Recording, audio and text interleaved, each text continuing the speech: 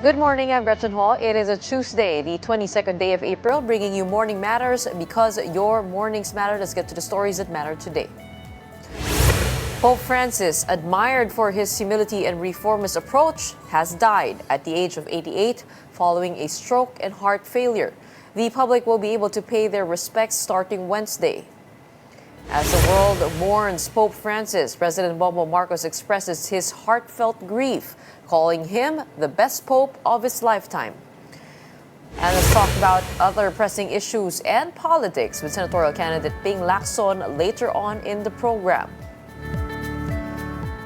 Welcome to our program, Morning Matters, where we talk about the issues you need to know for the rest of your day. First on the agenda, Pope Francis, beloved for his humility and reformist vision, has passed away at 88 due to a stroke and heart failure.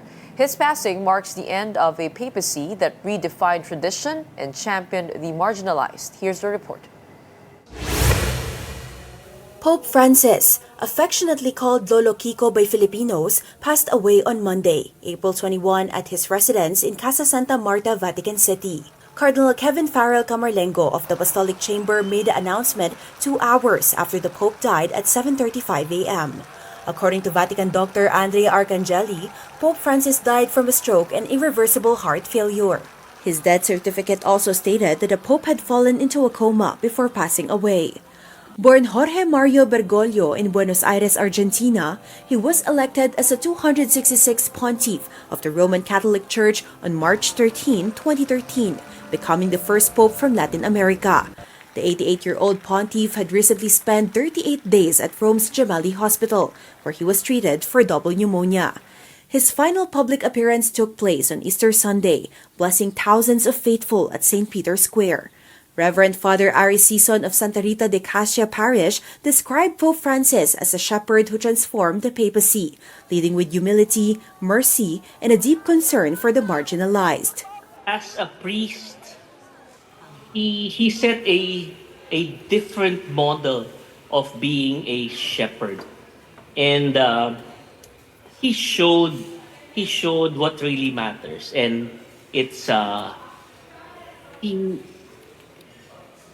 he was especially close to the people. I was always thinking, what will he do on Easter Sunday? I think that was his goodbye to us, the people. Pope Francis's funeral will break from the tradition, embracing simpler rites that reflect his lifelong commitment to humility. His body will not be placed on an elevated platform in St. Peter's Basilica during the public viewing. Instead of the customary 3 interlocking coffins made of oak, cypress, and lead, Pope Francis chose a single coffin made of wood and zinc. In 2023, Pope Francis decided he would not be buried in St. Peter's Basilica, but rather in Rome's Santa Maria Maggiore Basilica, close to his favorite icon of the Madonna. Father Gregory Gaston, rector of the Pontificio Collegio Filipino in Rome, confirmed the viewing for Pope Francis will begin on Wednesday, April 23. The transfer of the Holy Father's body to St. Peter's Basilica for the homage of all the faithful may take place in the morning of Wednesday, April 23. As the church grieves the loss of Pope Francis, attention is expected to turn to the College of Cardinals, who will eventually gather to elect his successor. Of the 135 cardinal electors under age 80, 108 were appointed by Pope Francis, raising expectations that the next pope may continue his progressive legacy. The College of Cardinals, now less Eurocentric, reflects the pontiff's efforts to diversify church leadership globally. The new pope could come from outside Europe again, with strong contenders from Asia, Africa, and Latin America. Now, that includes our very own Cardinal Luis Antonio Tagle, the former Archbishop of Manila. A final decision will be announced when white smoke rises from the Sistine Chapel, signifying the church's new leader. And to get his reaction on the pontiff's passing, as well as the preparations of our local churches, we have Father Jerome Ceciliano, Executive Secretary of the CBCP Committee on Public Affairs. Father, a very somber morning, but thank you so much for joining us on Morning Matters today. Yeah, good morning, Gretchen. Good morning to all your televiewers. It is a day after the passing, and we're getting more clarity on what happened to the Pope. The Vatican says Pope Francis died of a stroke that put him into a coma and led to heart failure. But prior to that, he was seen out and about greeting public audiences. He was meeting pilgrims. He was making surprise visits at St. Peter's Basilica. He received high-level guests in the Vatican, the King and Queen, even the Vice President of the United States. Your reaction first to everything that's been happening. I mean, nobody expected this, but from your end, how are the emotions right now?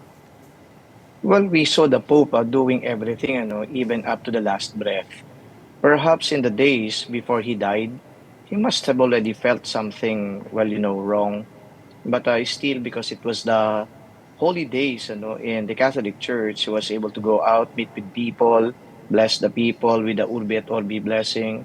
So we saw the Pope doing his utmost best in order to be with the people. So I guess it speaks a lot about who Pope Francis was, and he's really a man for the people, and a Pope who actually make the papacy, okay, very human in the eyes of the people, especially because of the issues that he tackled, and some of these may be controversial in a sense, but then again, he was able to make people believe, in the church again, and a lot of people can attest to that. Well, there are conversations here and in the Vatican if that was him gathering all the strength that he had to make a final tour of duty. Ano po yung sensing po ninyo dun sa mga ginawa niya nung mga final days po niya? Well, yun nga yung binanggit ko sa iyo, Gretchen, talagang ginugol pa rin niya yung kanyang panalalabing panahon para ma-fulfill niya yung kanyang tungkulin bilang isang Santo Papa, blessing people and then addressing people. Kaya yung binanggit ko na ito yung pagpapakita niya na ang simbahan ay para sa mga tao. At naramdaman ng mga tao ito. Dahil lalong-lalo na ngayon meron tayong hindsight na meron na palang ganitong pwedeng mangyari at nangyari na nga. Pero ginawa pa rin ng Santo Papa yung lahat niya magagawa. Medyo nakakalungkot dahil biglaan in a sense dahil previous days very active pa niya ginagawa yung kanyang tungkulin. Tapos eto na nga nagulantang yung taong bayan dahil na-stroke, and at the same time isang araw lang matapos na naging very public ang kanyang mga gawain. In many ways, Pope Francis is known as a Pope of many firsts. He is the first Jesuit, first Latin American, first non-European Pope since 741. Pero para po sa inyo, ano po yung pinaka matingkad na reform or pinaka naging impact ni Pope Francis na bukod sa pagdadala sa simbahan, mas maging malapit sa tao, para sa inyo sa lahat ng reforms po niya, what stands out? Yung transparency. Transparency not only in financial matters, but transparency also when it comes to priests who have cases like sexual misconduct, corruption. Hindi ito itinago ng Santo Papa, bagkus ipinaalam niya sa taong bayan na may ginagawa ang simbahan. Sa transparency, for example, sa financial matters, yung Vatican Bank noon ay nireform niya, nireshuffle niya yung mga tao, pinanagot niya yung mga dapat managot. And then of course, when it comes to erring priests rather, ito yung mga pari na sangkot sa corruption cases and then sexual misconduct cases. Dati-rati parang nililipat-lipat lang yan pero ngayon talagang tinanggal, ang tawag natin ito, dinifrock. Meron pang isang cardinal na defrocked. Diba? So pinakita po ng Santo Papa na para sa taong bayan, ang simbahan ay dapat lang na malinis. At ang linis ng simbahan ay hindi lamang dapat superficial. Internally, dapat may cleansing na mangyayari. And the Pope did just that. And yun din nga pong aking finding when I went to the Vatican, that he was seen as very close, humble by the general public. But when it comes to his leadership in the church, he actually had a firm hand. Pero paano po natin naramdaman dito po sa Pilipinas yung kanyang leadership? Ano po yung mga nagawa niya in terms of, I guess, the when it comes to the church authority? Okay, I'll be focusing again on transparency, in financial matters. Ngayon, naging palasak na yung tinatawag nating stewardship. Ano yung concept ng stewardship? Dito sa Pilipinas at saka sa buong mundo, tagapangalaga lang naman kami ng resources ng simbahan, hindi na may pag-aari yan. Ngayon ay naging focus ang stewardship dahil nga sa reforms na ginawa ni Pope Francis. Dahil alam ninyo, yung mga nakikinig sa atin ngayon nanonood, ang feeling ng mga tao, napakalaki ang pera at resources ng simbahan. Akala nila, yung mga collections na yan, lahat yan ay napupunta talaga sa parokya, sa diocese, and then sa Vatican. So, milyon-milyon, sabihin pa natin billions ang pag-aari ng simbahan. But then again, anong pinalabas dito yung stewardship na yan, naintindihan ng tao na, hindi naman pala pag-aari yan ni Father. Hindi pag-aari ng diocese yan. Kundi pinangangalagaan lang yan. Kaya dapat lang merong sense of responsibility, but at the same time, kapag may nangyari na hindi maganda, maging accountable din. Papanagot natin yung mga dapat managot. Damang-dama natin yan dito sa Pilipinas. Pangalawa, balikan ko ulit yung sexual misconduct, transparency, ginito. May mga pari tayo dito sa Pilipinas na hindi na lang nalipat ng assignment. May mga pari na tinanggal talaga sa pagiging pare. Malungkot yun dahil yung iba kakilala pa nga namin, yung iba ay talagang kaibigan namin. But then again, Pope Francis was very firm. Dapat na makita ng tao na hindi lang ito yung tipong quoted na reforms, but then we're doing really concrete actions para ma-address natin yung ganitong problema. So again, that is very much felt in the country now. Yung mga obispo natin, equally responsible sila, kaya uma-action sila. Sabi ng Santo Papa, one false move lang ang paring yan kapag may ginawa yan na ganito, ganyan. Talagang dapat may gawin kayong proseso para dyan. Kaya yung mga obispo ngayon, dati-rati siguro, wala naman sanang magagalit na baka naman na pinag-undergo lang yan ng ganito, ng process, o baka sinuspend lang, o baka pinalamig lang muna, and then nilipat na naman. Pero ngayon, sabi ni Pope Francis, pag wala kayong ginawa, pati kayong mga obispo, mananagot kayo sa akin. That's how firm he was. When it comes to managing the church. Well, Father, there are fears that his reformist approach may have a countering when it comes to the next pope to be. Kung progressive siya, that it might go back to conservatism. What is your sensing of the way forward for the church? Is there a chance for it to go the other way again? Well, that observation of going into the extreme has always been common. Kasi kahit nga sa public sphere, nakikita natin yan. Halimbawa, yung America, Democrat, Republican. Di ba? Tapos conservative, liberal. Yun ang usual na, kumbaga, ay parang analysis. But then, in the church, meron tayong tinatawag dito na consultations. Sila halimbawa, pakatapos ng libing ni Pope Francis, meron silang general congregation na tinatawag. What does that mean? The cardinal electors will be meeting to discuss the issues besetting the church and also to somehow profile yung qualities ang dapat maging leader ng simbahan based on the current circumstances. So I don't want to parang pangunahan yung mga cardinal electors. But I think the wisdom of the cardinals ay maaasahan natin yan. At saka kapag naging kumbaga consistent tayo doon sa laging sinasabi ng Simon that the Holy Spirit is also there guiding the cardinal electors. So palagay ko magkaroon tayo dito ng kumpiyansa sa gagawin nila. So ako naniniwala na yung binanggit ko kanina, kung ano yung pangailangan ng simbahan, they will be discussing issues, they will be looking at the circumstances, they will be looking at the needs of the church right now, and from out of these considerations, I think they will be choosing the best man for the job. Okay, Father, there were also 3 encyclicals of Pope Francis that he put out, yung Evangelii Gaudium, Laudato Si, and Fratelli Tutti. Ito po ba ay kumbaga institutionalized na within the church or ito ay mga declarations lamang ng Santo Papa? At will these teachings remain? Paano po ba ang gawi po dyan? Well, when a pope writes an encyclical, it becomes the official teaching of the church.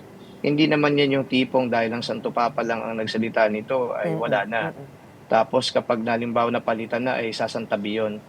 Actually, kapag halimbawa binalikan natin yung mga iba pang encyclicals ng mga Santo Papa, nananatili yan ngayon, nagiging basis siya ng turo ng simbahan.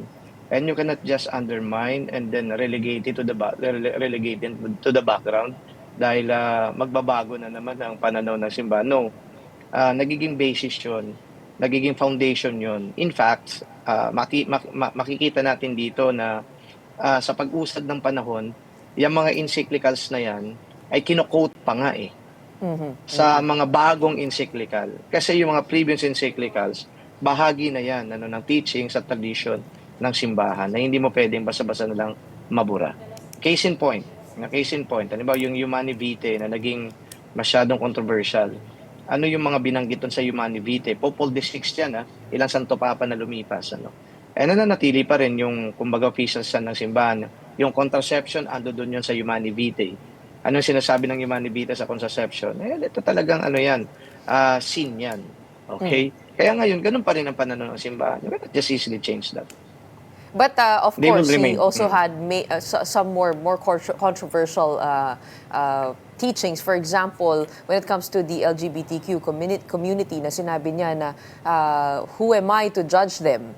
No? Parang nakasulat po ay sa kanyang sinabi na, ayan, who am I to judge when asked in 2013 about the Vatican Monsignor who was purportedly gay and being homosexual is not a crime. Yung mga ganong bagay, paano po yun? I mean, will those remain still? Well, totoo naman, Gretchen, homosexuality is not a crime. Wala namang legislations na nagsasabi na homosexuality is a crime. Well, for some people who are not perceptive enough, ang tingin lang nila dito, very controversial, but that is the truth. Mag-search ka. Ewan ko lang sa mga ibang countries kung meron silang legislations against homosexuality. Baka sa mga Middle Eastern countries, I don't know. I'm not privy to it, pero baka ganon sila. But homosexuality itself is not a crime. However, kapag may ginawa ka na, ano yung ginawa mo? May ginawa sodomy, for example. Tapos may ginawa kang sexual act dyan at nahuli ka, unjust vexation yan. Yan ang mga krimen. Diba? Tama naman yung sinabi ng Santo Papa, there's nothing wrong with that. And then itong sinasabi na who am I to judge? Wala naman talaga dapat mag-judge Hindi naman natin dinajudge. Halimbawa, sabihin natin, maging direct tayo, yung mga bading, yung mga tomboy, hindi naman sila dinajudge Pag lumapit sila sa amin, mga pare, pinapamano namin sila, bine-bless din namin sila as individuals. Wala naman talaga ganun ng mga panghusga. No? We do not even call them names. Yun nga lang, may problema dito dahil kapag pinilit mo na yung same-sex union, okay, ikakasal mo na yan, even the Pope naman, hindi naman sinabi na babae at babae pwede nang iasal. So just a little bit more clarity. Walang ganun. So he did speak about care for a common home, social friendship, and political love amidst global conflict. Bilang panghuli po, Father Jerome, ano po ang aasahan po natin with the local church? In Manila Cathedral, there will be a mass. Who will be the cardinal presiding over that? And are we going to expect more masses to come in the 9 days of mourning? Well, most definitely, mga misa ang makikita natin sa Pilipinas kasi ayun naman ang isa sa pagpapakita ng unang-una ay pakikiisa sa pagpanaw ng Santo Papa. Ipagdasal talaga natin ang kaluluwa ng Santo Papa. And then I think hindi lang Archdiocese of Manila ang gagawa niyan, Cardinal John Vinco lang mamumuno ng Mass. Ang dami mga dioceses ngayon na yun ang ginagawa. Yung iba pa nga, nakita ko dito, baka may mga vigils.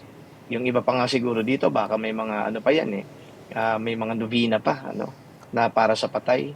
So, yung iba nakita ko na sa Facebook, social media, yung mga ginamit ng Santo Papa, katulad ng Pope Mobile, yung upuan niya, o nagkakaroon na kagad ng mga, namang tawag natin ito, exhibit.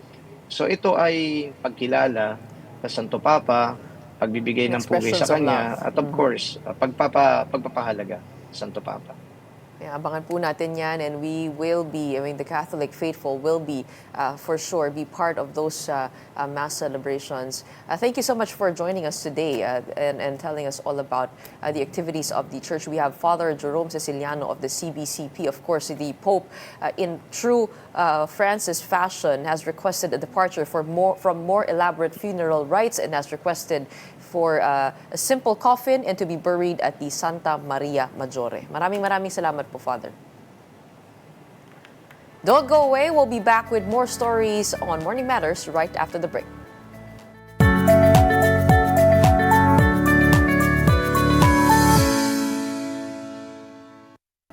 Welcome back. You're still watching Morning Matters here on One News.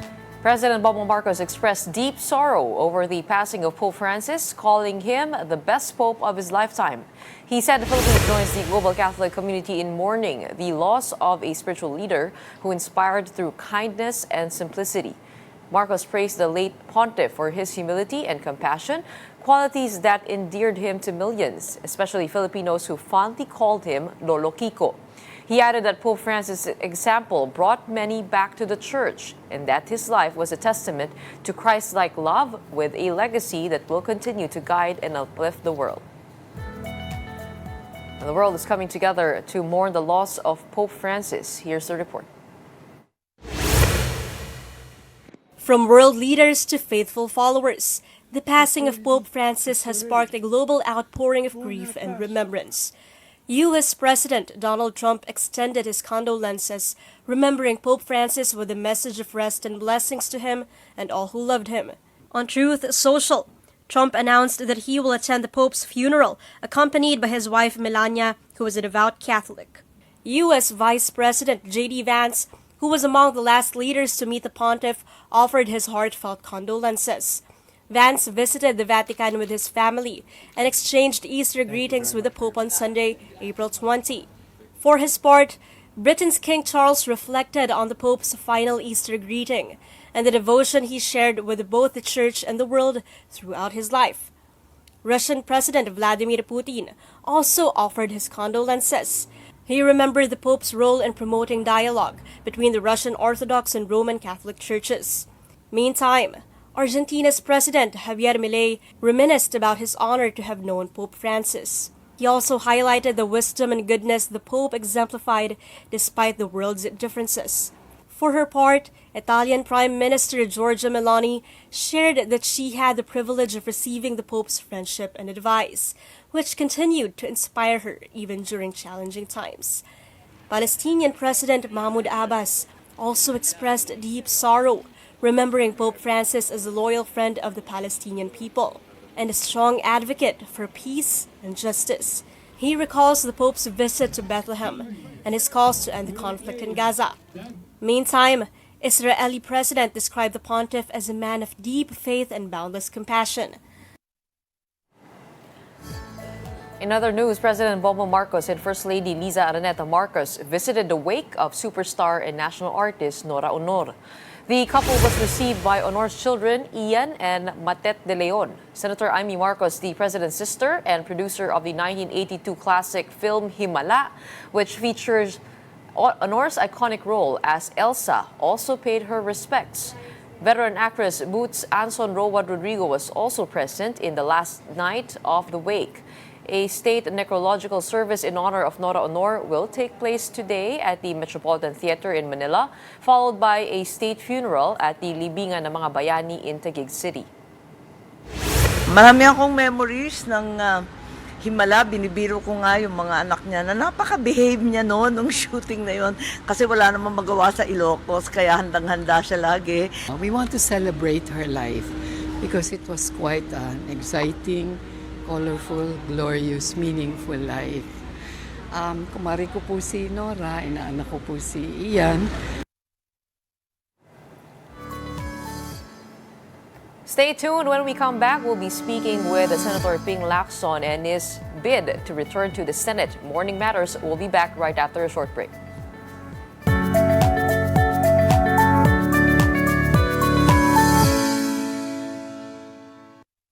I'm Gretchen Ho, and this is Morning Matters.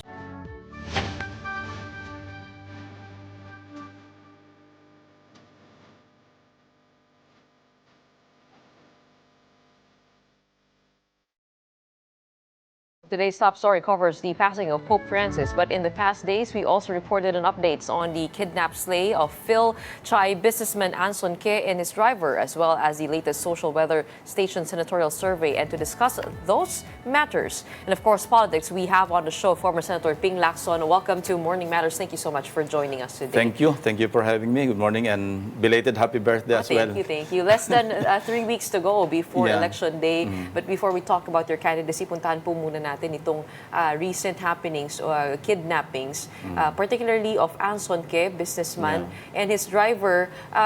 What do you know of that? Is that related to Pogo, or is there more to this? Or is it election related? Yeah, too early to say that, ano, kasi as of now, ang motive talaga is ransom because there were several transactions made even when he was supposed to have been killed already. Meron pa ring transaction. May mga, kasi series at least 20 transactions dinaan sa e-wallet. Yung karamihan, I believe, ang total, at least 200 million pesos. Parang in dollars and in pesos. Napag-uusapan po, hindi po nabigay yung full amount, kaya parang No, pinatay not pa rin. that. Parang, anyway, the final conclusion will be known. Tapos na yung inquest proceedings actually, no? Last Saturday. So 2 persons were arrested, 1 surrendered, and then I think 1 or 2 more are being hunted by the police. But they cannot be arrested anymore kasi nga hindi na applicable yung Section 5A ng Rule 113, yung citizen's arrest. Do you agree with General Marbil saying that this is already case closed? As far as the police is concerned, yes, case closed. You know, but So we have the right justice, people in custody? I think so, Okay. because I happened to read the statements because they issued sworn statements. They actually gave their sworn statements to the police, you know, in the presence of their lawyers. This is what I know based on the reports that I read. And yung motive hindi pa masyado established, but the principal motive, primary motive, is actually ransom, kidnap or ransom talaga. Well, this comes after a young student was also kidnapped from a school, international school 14-year-old, in Taguig City, sparking worries amongst the Filipino-Chinese community. Kayo po ay dating head ng Presidential Anti-Organized Crime Task Force noong 1990s to 2000s. Naalala po natin yun, medyo rampant po talaga yung pangingidnap noon. Kahit kami po ay pinatatago, actually hindi kami pinauuwi sa bahay nung panahon na yun. Ano? Are you seeing a pattern here? I mean, according to what you're assessing? Not really. When President Ramos took over as president in 1992, he created yung Presidential Anti-Crime Commission, appointed then Vice President Erap Estrada to head the commission. I headed one of the task forces, yung Task Force Habagat. And then when President Erap won in 1998, tinuloy niya yon. He created the Presidential Anti-Organized Crime Task Force. And wala nang masyado noon, ano? But we were able to solve and filed cases, 83 actually, kidnap or ransom cases. And lahat, fortunately, convicted, no? Ended in conviction, affirmed by the Supreme Court. No? And the suspects, nasa Muntinlupa ngayon. Pero sa At least ngayon yung po, sa task force lang. Ano? wala pong modus operandi kayong nakikita? Ang modus operandi, yung mode of payment ng ransom, ano, hindi na ito yung parang dead drop, meaning the drop, alis, pipikapin. Ngayon kasi medyo, Mabilis na mag-transfer, digital. digital, online yung transfer at dinadaan sa POGO operation. If not POGO operation, yung junket operation kasi wala ng POGO eh. So tingin niyo po itong dalawang kaso ay linked talaga to Pogos? Not really linked to POGO, pero yung manner of, yung mode of payment ng ransom, idinaan talaga through junket operations para makover siguro yung trucks. What do you mean dinaan po doon? Doon po sa e-wallet po nila? Sa e-wallet, doon din dinaan. So, the Anti-Money Laundering Council will play a big role here. Ano? And as we speak, I think they're already investigating. They're already trying to find out. Kasi established naman kung kaninong account yung sa junket, kung saan dinaan. Ano? And ang casino ngayon, hindi na kasama na sa covered institutions. Kasi na-amend na yung anti-money So laundering they are council. able to look into these e-wallets. They Kaya will. nilang buksan. Yes, kaya nilang buksan Kasi because meron pong isa pong concern din, ano, yung mga ni-raid na mga Pogo Hub, Yeah. ay meron po mga e-wallet yon na hindi na-withdraw yung mga pera. So, yun po ba ay maaaring tignan din? tinitignan na ng AMLC yon, ano? Pero itong sa kay Anson K, this is another matter altogether to be investigated. Related nga sa ransom payment, and I think yun nga yung AMLC, yung Money Laundering Council, Anti-Money Laundering Council will really play a big role to really resolve the whole issue, because as far as I know, hindi pa nakareconcile yung testimony ng one of the suspects arrested at saka yung documentary evidence, which is yung pinuntahan ng ransom payment. So kailan i-reconcile ng police, otherwise baka ma-dismiss on technicality. Well, you called for return of some of the ransom Yeah. money to the family of the victim to restore the public trust in the PNP. Why have you called for that? Kasi pag hindi na-recover yung ransom money, may arrested kang suspects. So anong isipin ng family? Anong isipin ng Filipino-Chinese community? Nasaan yung ransom money? Kasi arrested yung mga tao, dapat meron kang recovery. But as I said earlier, hindi naman ito yung physical na pera na ibinigay. Ano? Nung panahon namin, wala pa naman itong mga e-wallet. So, except for one case noon, tatandaan ko na ang payment through an underground bank. No? Yung isang nasolve naming kaso. Taiwanese yung victim. Pero ngayon, sophisticated. Mas mahirap pong habulin. Mahahabol. Dahil mahahabol. Through the Anti-Money Laundering Council.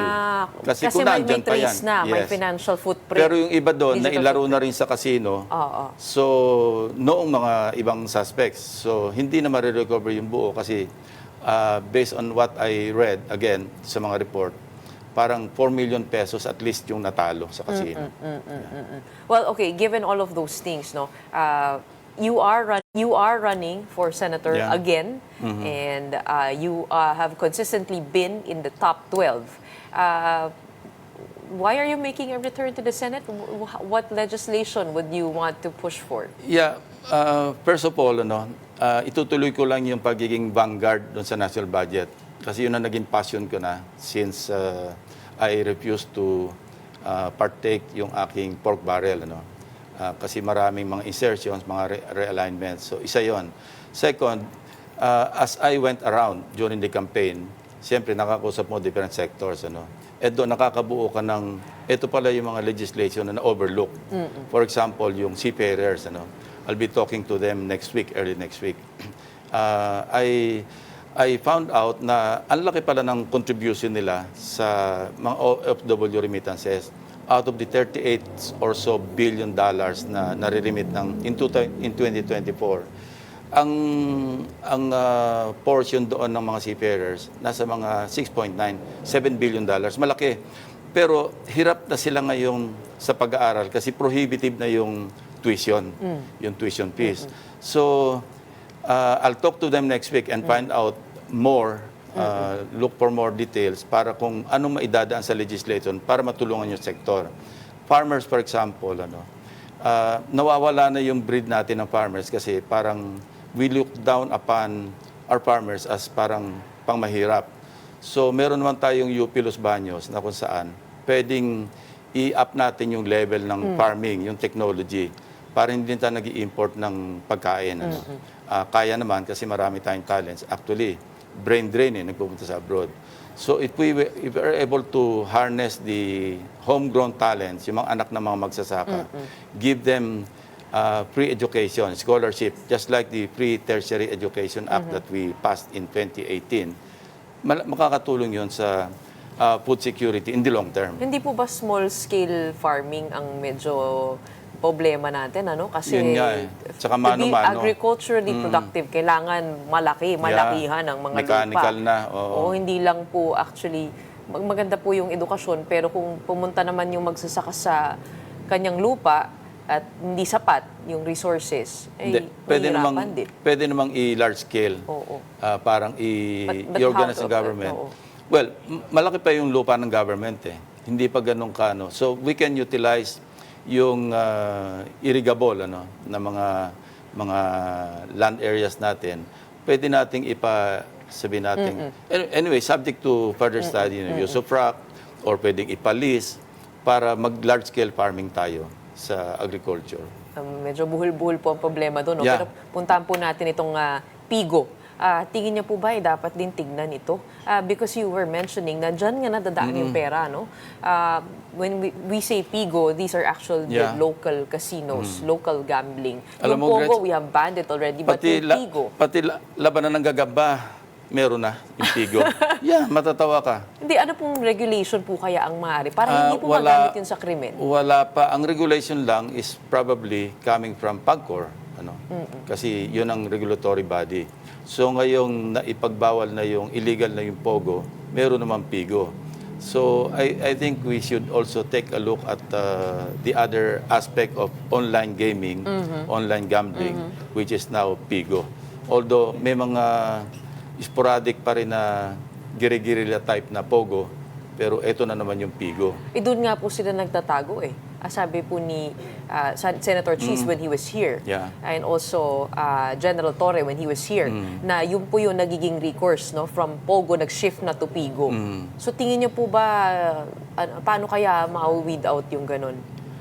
Well, nandyan naman yung PAGCOR, so sila yung... Yung regulating authority. Yeah, sila Okay. yung regulator. Let's go to the latest SWS survey. You, I believe, ranked at number 11. Yeah. Oo. How are you Yeah. seeing this with 3 weeks left? Meron po tayong chart actually mula sa PCIJ.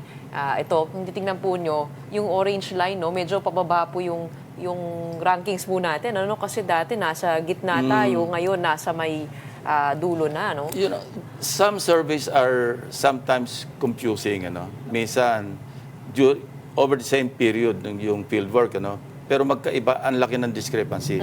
So, it's confusing. Probably it's the methodology or yung respondents na But that graph from PCIJ actually brought together different surveys together. Oo.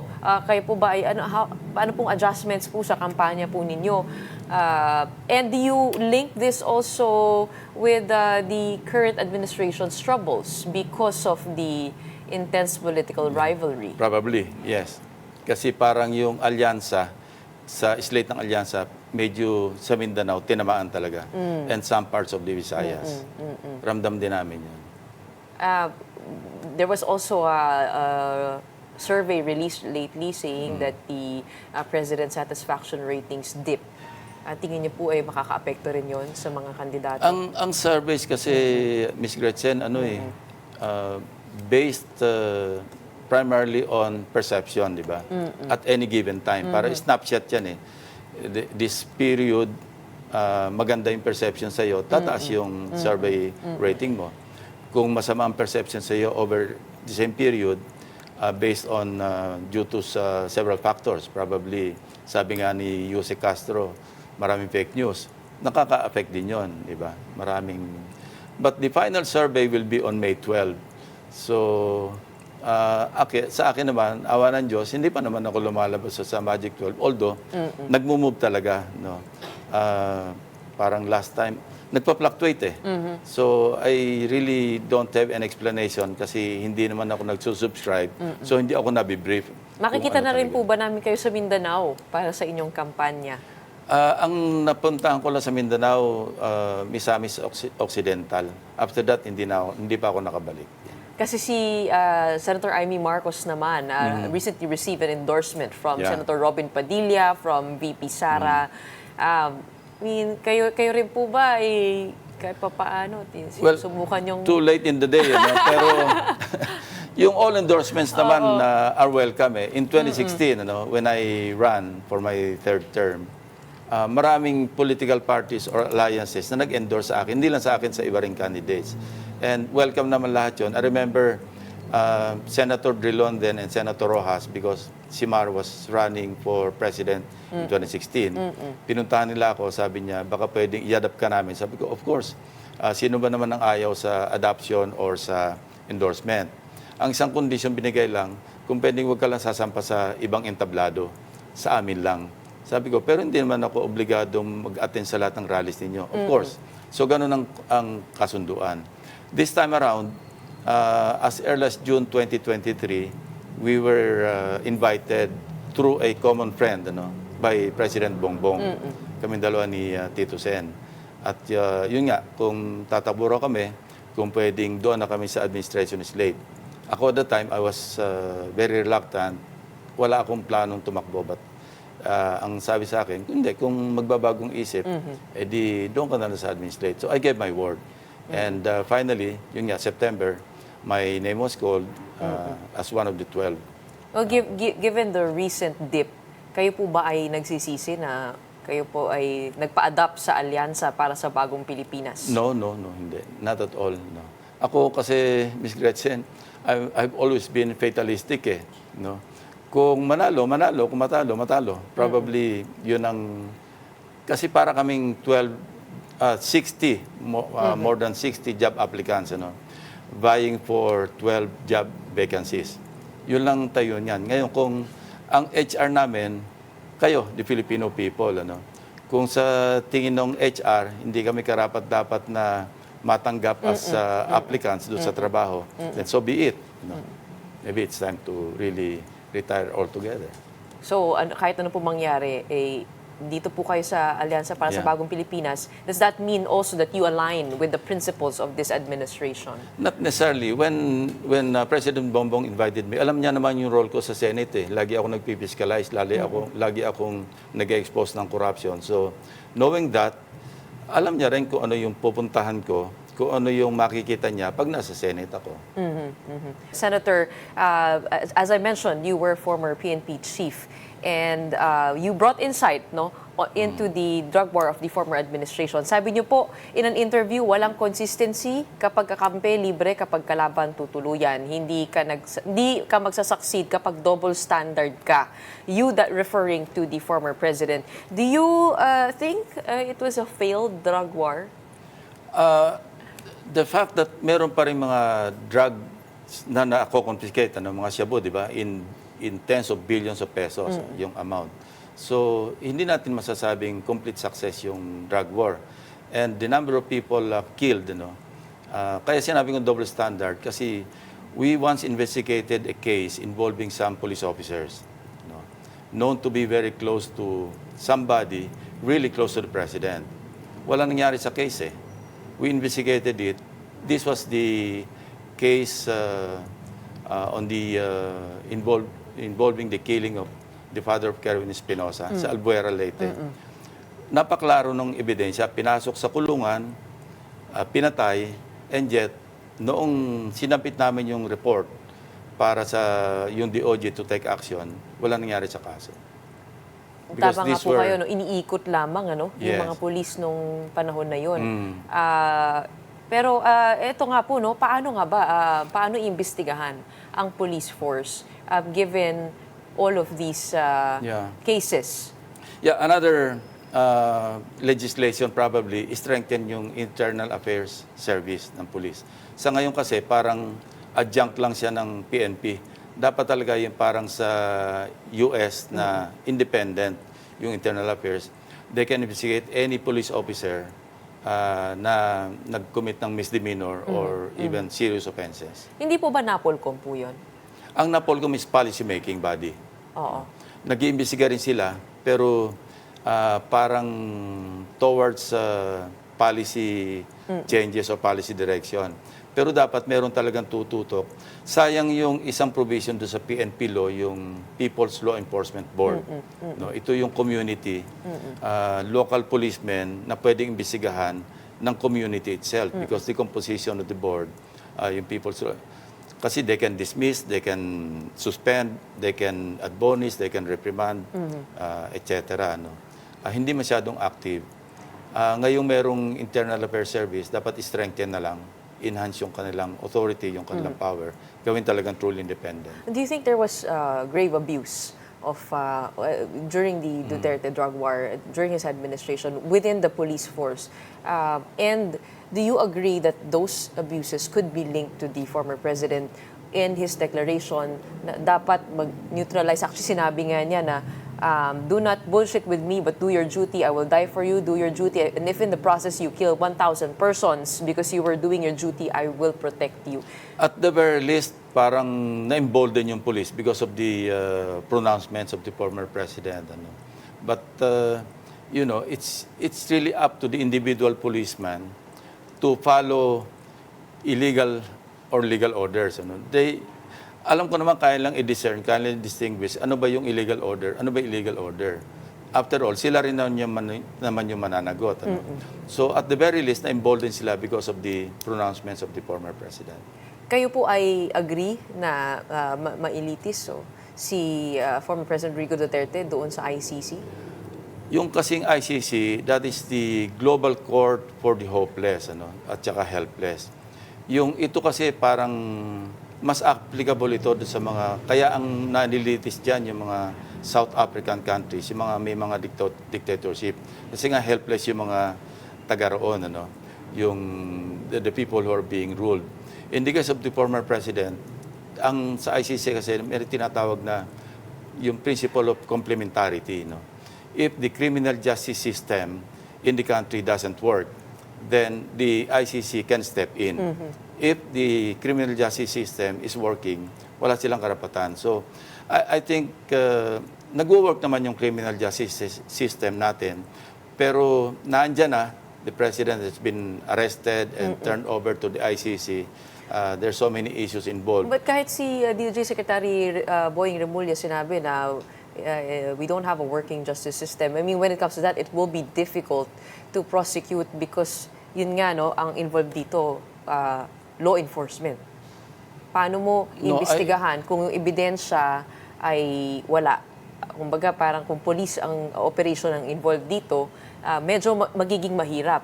Kapag internally, you yourself said we should strengthen the internal affairs service of Hindi the ako mag-agree na hindi nag-work yung criminal justice system.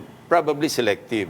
Pero bakit Pero wala nag-work. po? Wala pong investigasyon sa ngayon na matingkad dito nga po. Iilan-ilan lang. Well, the case of Kian de los Santos, inimbestigahan namin sa Senate. Oo. It ended up in a positive conclusion. Na-convict yung 3 pulis doon. But these are individual cases. Ang tinitingnan siguro ng ICC, yung kabuuan ng drug war. Oo. Yeah, So do you think they would have the best capacity to do that? Yes, I think so. Yeah. But when it comes to the arrest of the former president, what is your take on that? I mean, when it comes to following protocol, kasi nga narinig din natin na kina-question si General Marbil, si General Torre sa Senado. Do you think the former president was denied his rights for judicial process in local courts? First, ang una ko, nung makita kong inaresto, yung about to be arrested, ang una ko talaga na-feel, yung awa, kasi because of his physical condition. And magkaibigan naman kami ni Presidente, way back nung mayor pa siya ng Davao. Talagang magkaibigan na rin kami. So awa, but then, yung police naman, they have this duty to perform. And merong arrest warrant na nanggaling sa ICC, tinransmit to the Interpol, meron tayong tinatawag na yung transnational crime, at doon naman ipinasa. So, they had to do their job, General Torre had to do his job, and... Si General Marbil, did he have a choice? Or susunod lang din po yan as PNP chief? No, they don't have a choice. Kasi Susunod lang sila sa higher... maski ako, bigyan ako ng arrest warrant, tapos legitimate, legal yung order, susundin ko, gagawin ko. I cannot go back to the Commander-in-Chief, sabihin kong hindi ko kayang iserve tong warrant. But who would be commanding General Marbil? Well, the Commander-in-Chief. Of course. The President? Yeah, the President. Okay. I wanna go to your friendship with the former president. I mean, did you agree with this drug war? No. His approach? No. How would you have approached it better? Well, dapat yung follow the rule of law, tapos follow the rule of evidence, tapos file cases. Which parts did you not agree with? yung naging discriminate, pinalakas yung loob ng mga pulis, no, and the reward system, no, para nagkaroon ng quota system, no. Hindi ako papayag, hindi ako sasang-ayon na okay, pagka nakapatay kayong, this is based on the pronouncements, ano, even by some people, some officials close to the president. And narinig naman sa grapevine sa PNP na minsan nagiging over-eager yung police, nagiging indiscriminate. Minsan para lang makakuha ng makapasa do sa Quota. ng quota, Oo. maski sino na lang. Opo. And initially, again, when we investigated the cases of extrajudicial killings, meron pang instance na may nagtestify na mag-asawa na yung anak nila used to be the courier of the police. Yung recycled drugs, ano. And sila yung anak nila ang unang pinatay ng police kasi nga baka magsalita. Kasi anak nila yung ginagawang taga-benta ng police nung nire-recycle nilang drugs. Again, hindi ko alam kung ano nangyari doon because we only relied Naririnig niyo lang po on sa information. We investigated it. Merong evidence, merong testimonial evidence. Nung pinasa namin sa executive branch, because the Senate cannot just file cases, we'll refer it to the DOJ. Hindi ko na alam kung ano nangyari. But the evidence, the pieces of evidence that we gathered, masyadong klaro.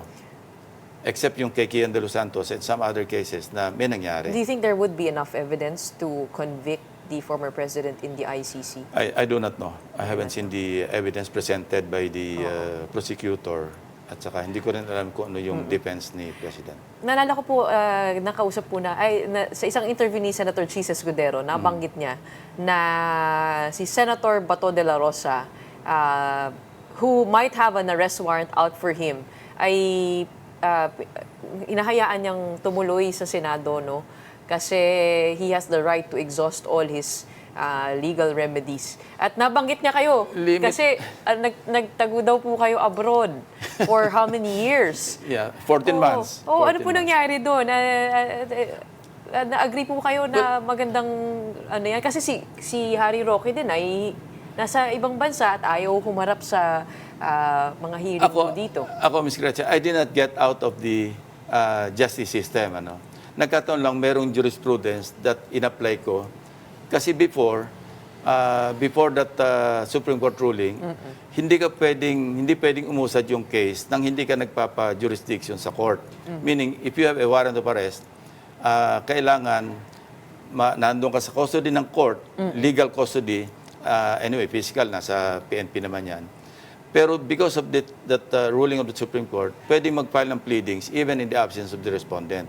I used that jurisprudence. So, kaya nga na-dismiss yung case ko even when I did not submit myself under the jurisdiction of the court, na-dismiss pa rin yung case. Absent that, hindi ko pwedeng i-apply yun. Kailangan either mag-surrender ako, mag-undergo ako ng trial, because hindi ako makapag-file ng pleadings. So iba po ito sa kaso ni Senator Bato kasi ICC ang iba yun, kasi yung sinasabi ni Senator Chis, merong immunity from arrest ang congressman, ang senador, pero very limited yon. Pag ang yung penalty do sa kaso is 6 years or less, pwede yun. Okay. At saka when Congress is in session. And si Senator Bato, kung naka-recess yung Congress, he cannot hide forever in the Senate, di ba? may hangganan din. May hangganan yun kasi yun, mukhang magigising na po kayo at matapos na rin po ang ating interview. Bilang panghuli, bakit po dapat kayo iboto ng taong bayan sa Senado? Ako naman, track record lang naman yung pwede kong sabihan. I can bring to the Senate buhat ng sarili bangko, integrity, discipline, at saka yung track record. Yung aking experience, yung aking competence, at saka it will be a tough battle in the weeks to come as we know that this is a very competitive midterm elections. And with that, we wish you a good luck with the final 3 weeks of the campaign run. Maraming salamat, senatorial candidate, former Senator Ping Lacson, for joining us this morning. thank you very much.